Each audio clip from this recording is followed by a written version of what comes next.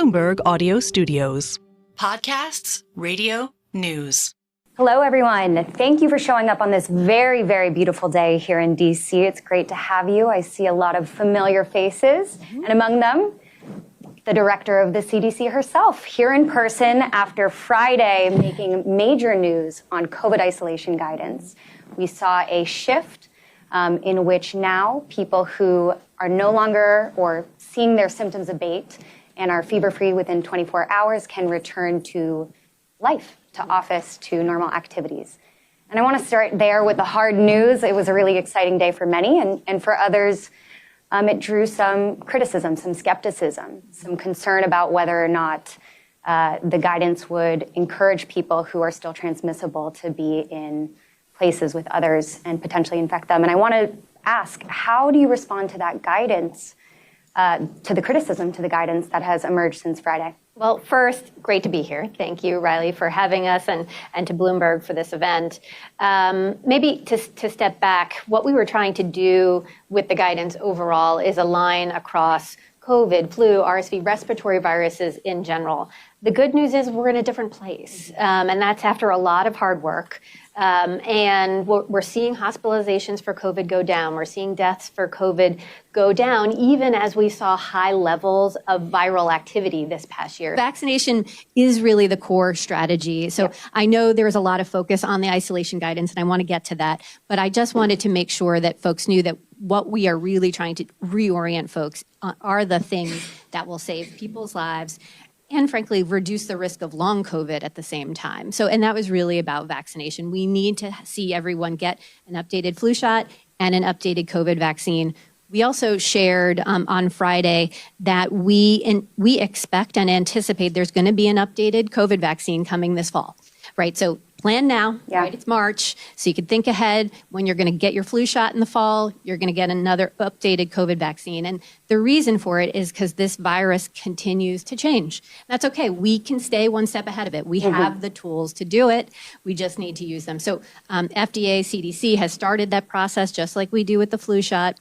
We've started that process to update the COVID vaccine already for this fall. And so we just want folks to, again, already start thinking about that. So you're already working with Pfizer and Moderna, and you've recently updated this guidance. I wonder, as you think about vaccination next fall, if we could see any changes around guidance there.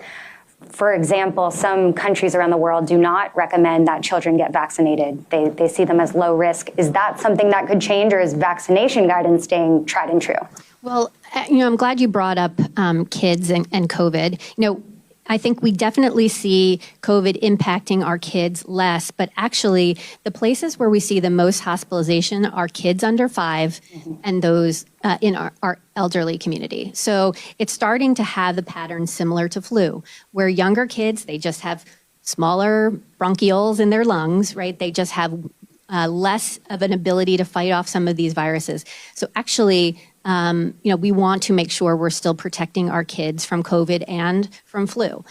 So you're going to continue to see us look at that data, make sure that we are obviously looking at that all the time, but I don't anticipate changes right now. Of course, we go through that process. We look at the data all the time, so I never want to get ahead of our advisory committees and looking at that data, but we have been still seeing kids get pretty sick from COVID, and we want to make sure they're protected. And while we're talking about the higher risk individuals, the immunocompromised, older Americans, children, pregnant folks, they have questions. They have questions about what this means for them as they go back to work and have concerns about the person sitting beside them. So how do you reassure them in this moment? Well, one, I want folks to know who are immunocompromised, our older Americans, they were top of mind as we did this guidance. These are folks who are in our own lives, my own into these categories. So I was certainly thinking of them as we went through this guidance. And we think that simplified guidance that people can follow actually benefits all of us. But in addition, we did put out some special guidance for folks who are immunocompromised, folks who are older, because there are special considerations. They need to take additional precautions to help protect themselves. And we also need to be thinking about who are we around. So you'll see in our guidance that we do say, think about yourself and your own risk, but please also think about who are you around. And when you don't know, think about using layers of protection when you don't know everyone's health status around you. Make sure you're doing everything you can. Again, that's why stay home when you're sick is so important, right? So really try to keep your germs to yourself and not sharing them with folks who might not be as strong and able to fight them. And should we see a more dangerous variant emerge? Are you flexible? Are you willing to change that guidance again? And if you were, can you put the genie back in the bottle? Will Americans be willing to go back to stricter protocol again?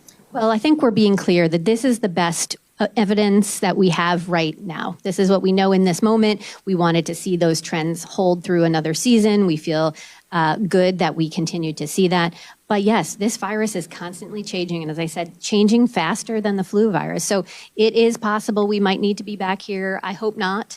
I think if we continue to stay ahead of this virus, that we continue to update and make sure that we are not resting on our laurels, right, and saying, and putting it out of our mind. If we keep using these simple things like get vaccinated, stay home when you're sick, simple prevention things, don't forget treatment, those are the things that will allow us to stay ahead of the game.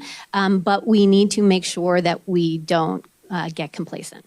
So no longer in a public health emergency, and COVID is more on the playing field of flu.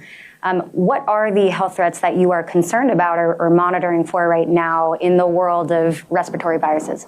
Yeah, so of course, there are a lot of health threats in the world. Some of them are infectious disease, some are not an infectious disease. And actually in 2024, I hope folks can see parts of the CDC that they've never seen before. They got to know CDC because of COVID, but there is a lot that the CDC is doing here domestically and globally to protect health and improve lives.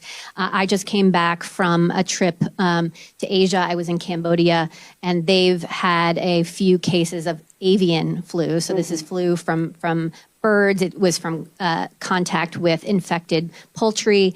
And, you know, what is impressive is that CDC has been working there for 20 years, supporting the ability for the Cambodian health system to rapidly respond to seeing those cases and make sure we're not seeing human-to-human contact, which we are not, which is good, but that we're also understanding the genomic sequencing that's going on. They were able to turn around a sample and diagnose the kind of avian flu in 7 hours in Cambodia, right? So they're doing great work. We need to do that globally. So if you're saying, what keeps me up at night? It's things that are respiratory viruses that spread easily, that can have high severity of disease. And avian flu, unfortunately, at least in some of the parts of the world, can have a mortality rate of 50%, right? So high mortality, something that's easy to transmit. That's what keeps us up at night, but just want folks to know that you don't need to worry because CDC is there doing its job, but we need to sustain that work, right? We need the funding, we need the infrastructure to be able to protect Americans here. We have to be doing that work globally, right? In Cambodia or in other places, so we don't see those viruses and bugs come here to the United States. CDC has a broad global footprint, but it isn't everywhere at all times, and we really rely on data sharing between other countries. I wonder how you think about that in a time of geopolitical conflict, particularly with China in the wake of the pandemic, also with Russia. You know, how do we ensure that we're still cooperating and sharing data around the kinds of viruses that are being spotted in genomic sequencing, given those tensions? Well, there's a couple of things. One, we're doing our work here in the United States to understand what's happening around the world. In terms of genomic sequencing, we actually do wastewater and genomic sequencing at airports. And so we both have travelers who are returning from international destinations.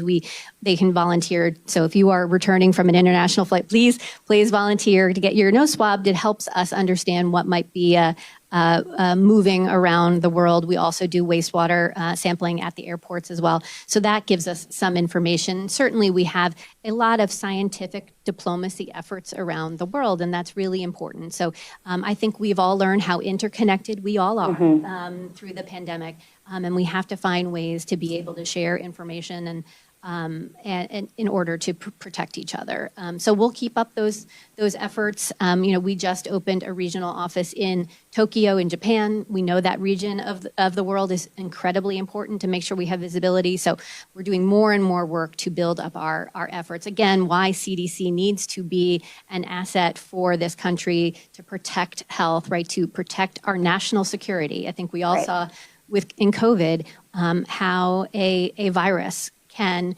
destabilize our normalcy. And so needing to invest in that security is incredibly important, and CDC being the quarterback of that work. So you're not overly concerned about scientific diplomacy being at risk in this moment? Well, I think we always need to build more, and I think that is where I think we're doing a lot of important efforts. And so I think it's important for folks to understand that the CDC needs to not just do its work domestically, but do it globally.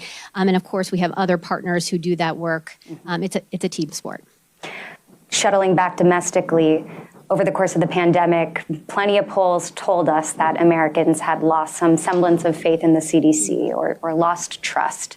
You've come in at a time to rebuild that trust. What's it going to take to really get Americans back on board with the agency's recommendations again? Yeah, so, well, one, I'm pretty proud of CDC. During my, I think, 8-9 months that I've now been in the role, I hope you have seen the CDC operate differently, communicating faster, more transparently, clearer, simple, actionable guidelines that you can follow. So transparency, I think, is top of mind, and making sure that communication is simple. You'll see in the next few weeks a complete overhaul of our web presence. There's a lot of information up there. Not all of it is used on a daily basis. We really want to focus people's attention on what are the most important things they need to know. So you'll see a whole new web presence from CDC in just the next few weeks here.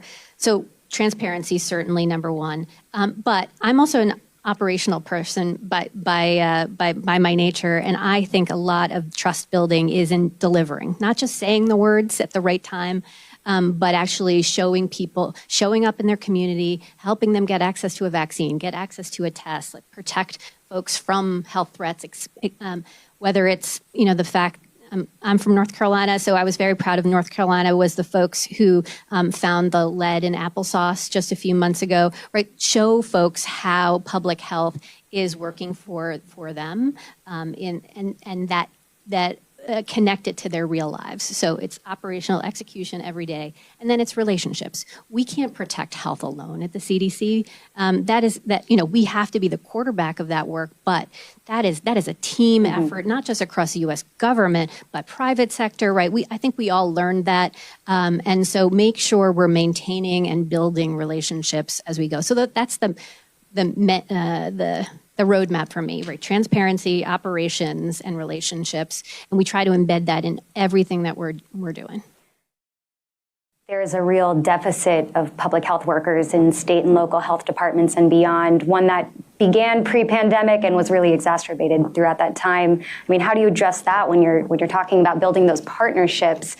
You need boots on the ground, and those boots are fleeing. Well, I think there are some core capabilities for being able to be ready to respond to health threats that we need. Workforce is absolutely one of those, right? We need folks who are trained to be able to be deployed rapidly, that have the scientific expertise. Actually CDC has a ton of training programs, and we want to see those even expand more. I'm hopeful with folks getting to know public health in a different way, in a very real way. Just like, when there were certain TV shows, people went into pathology, forensic pathology in a way. So I'm hopeful, public health is cool. And so we hope to see more young people coming into the field. I think that will be great.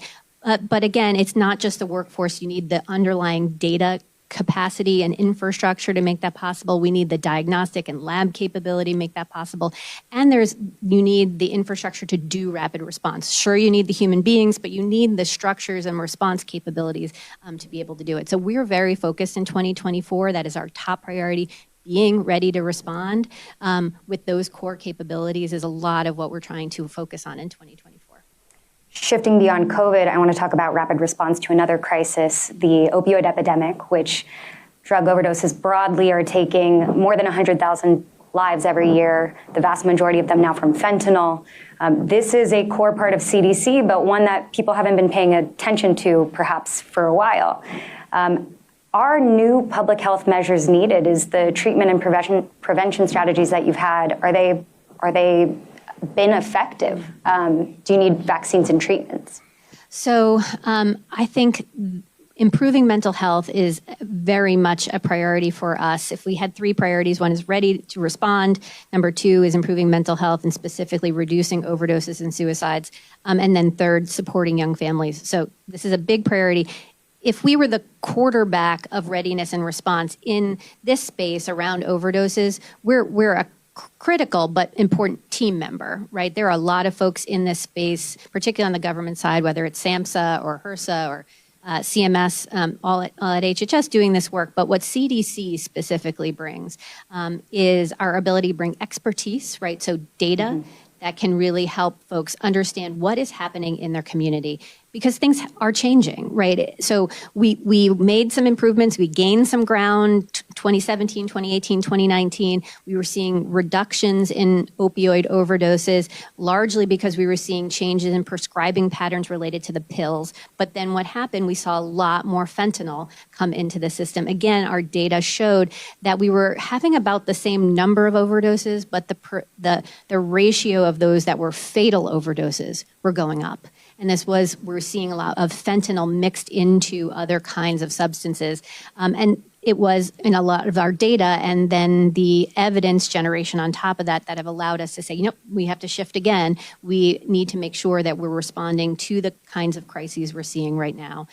So we need to be connecting people to care and recovery services when they're in the midst of an overdose. We know that is a best practice. Those are the kinds of things that CDC is investing in.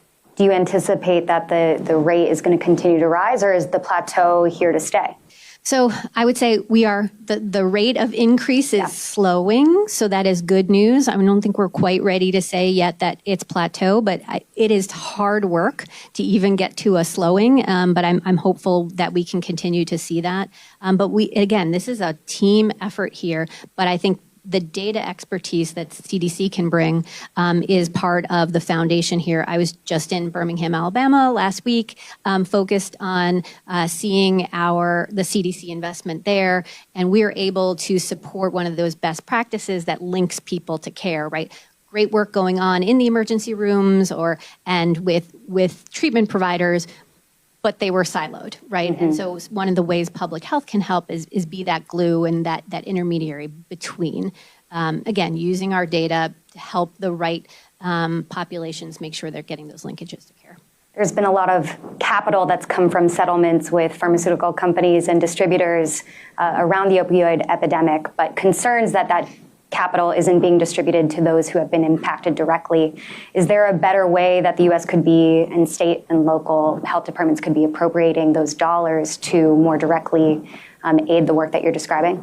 Well, I think we definitely want those settlement dollars to go to the evidence-based practices that we see and to use some of the CDC data to make sure it's going to the pockets and populations that we know are at highest risk. So I think there are a number of states who are really working hard on this, but I think we can do even more. So stay tuned as we do even more work to give more guidance, particularly around those settlement dollars, help folks know this is a good investment, effective. Maybe this is lower value. Maybe don't think about those kinds of efforts. So stay tuned for more. We'll stay tuned. You mentioned Birmingham. The week you were in Birmingham was the same week that we saw the University of Alabama at Birmingham decide to stop offering IVF treatments as it examines a ruling from the state Supreme Court around the personhood of an embryo. I wonder how you see that decision affecting parents across the country who are hoping to get pregnant, have a family, and what's the CDC looking for in the data from here on out about that impact? Well, first, our third area of focus is supporting young families, and chief among them is making sure that women have access to reproductive health services and the range of those. It's really important. Gets pregnant when she's ready to get pregnant, that she has a healthy pregnancy, and a ton of CDC work going into making sure healthy pregnancy as well as postnatal health as well. And so, look, making sure folks have that range of health services is really important. We do continue to track birth outcomes and health status of mom, and we support maternal mortality reviews and have for quite some time in 44 states. And actually, just to put a plug in, we are expanding that to every jurisdiction. So we hope to have maternal mortality reviews in every state. We do that because we need to understand root causes of why moms are dying related to childbirth. And what we have found is 80% of them are preventable. And so we can do better. We have the best practices, we have the data. So again, I think that's where CDC and our data can really shine. But again, important to have that full range of reproductive health services so that mom can be healthy and babies. That figure of 80% preventable deaths of mom, as I understand it, that's from 2017 to 2019, I believe. So pre-pandemic, pre the overturning of Roe v. Wade. Are you tracking that data in the wake of Roe v. Wade? And if so, what are you seeing there? Well, we definitely continue to track data, but I don't think yet we're at that place where we can compare pre and post. I think we're still getting in that data right now. So again, stay tuned. A place where CDC, I think, just continues to be having that underlying data expertise that can bring to bear to these issues. Moving quickly on data was one of the kind of mandates of your predecessor, former Director Walensky. So excited to see what data comes, and you'll have to share with all of us here. Wanted to switch to maybe the buzziest subject in healthcare right now, which is weight loss and Ozempic. Just because CDC plays a different role here, you track the obesity epidemic and play a role in terms of behavioral changes and equity changes. But what do you make of the Ozempic craze, and what role can CDC play here? Well, we're at the very beginning of this, so I think this is going to play out in a bunch of different ways. But we continue to track data, and I think we're going to see what impacts it will have, and is this going to be a medicine that someone is on for a long period of time? Is this something that is 6 months to 2 years, or is this a forever? And then what impact does that have on their underlying health overall? Lots of questions. Don't have a lot of answers, at least from the CDC side yet. I know others are looking at this from their own vantage points, whether it's a payment issue or an equity issue. So more to come on this as we continue. Again, this is why I hope folks understand CDC's important role and that we can play in that data and expertise. And then, just looking at the data, be like, what are the best practices here? So too soon to weigh in yet, but we will definitely be tracking and understanding how these things will impact obesity, heart disease, diabetes as we go forward. Beyond tracking the data, is there a world in which CDC would push for greater utilization of the products? Potentially. Depends what the data shows, right? Yeah. Again, and I will say, these could be medicines that work well for others. It doesn't work for everyone. So I think we'll never get away from sort of the tried and true things that we have worked on in terms of overall healthy habits and lifestyle changes and others. So, I think obesity is always going to be a multifaceted challenge for everyone. But it may be another tool, but I think jury's still out on that, and data still to be collected. Looking forward to seeing that data too. We are in an election year, and we're here in our Washington bureau. It's an interesting year for you because should former President Donald Trump succeed, that could mean potentially an end for you in your role. You also will be the first CDC director to face Senate confirmation next year. I mean, how are you thinking about the Senate confirmation, the presidency, and what does that leave you wanting to accomplish given there's potentially a tenuous road ahead?